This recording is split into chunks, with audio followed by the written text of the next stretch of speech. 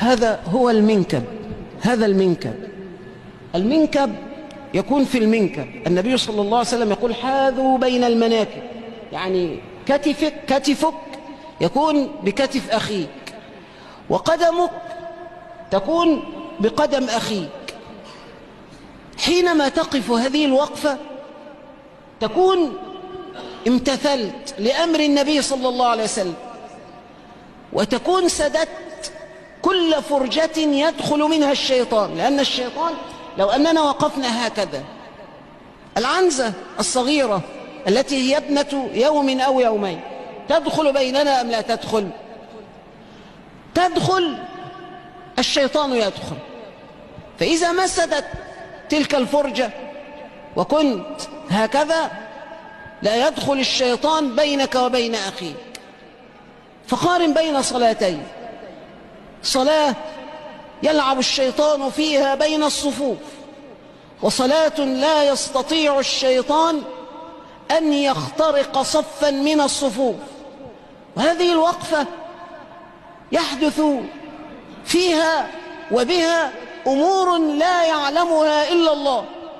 يبنى لك في الجنة بهذه الوقفة بيت، وترفع في الجنة درجة، ويغفر لك ذنبك، ويصلي الله وملائكته عليك، ويصلك الله رب العالمين إلى ما تريد.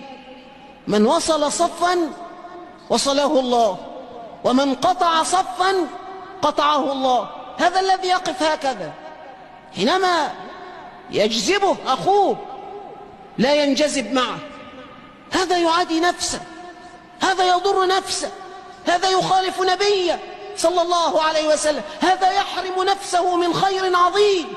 لما؟ النبي يقول لك أنت يا أيها المصلي يا من تدعي الإسلام لينوا في أيدي إخوانكم.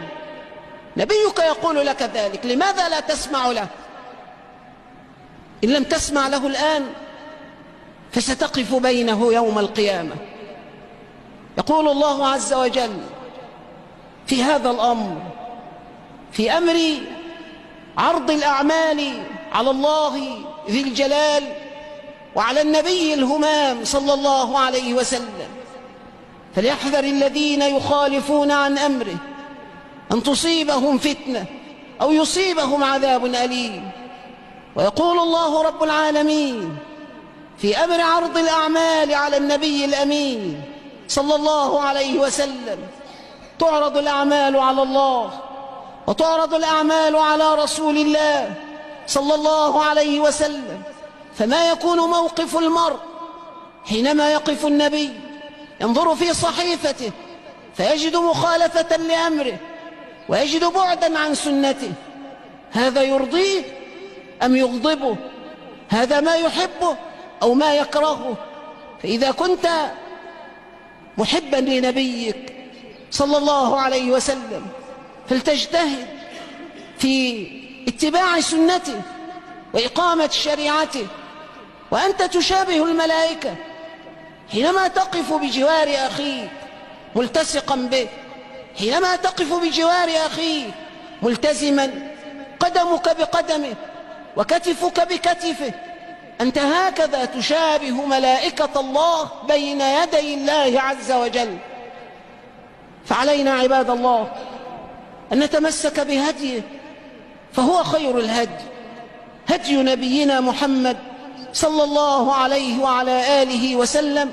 فاللهم اجعلنا متبعين ولا تجعلنا مخالفين، ومسكنا بهديه حتى نلقى وجه ربنا الكريم.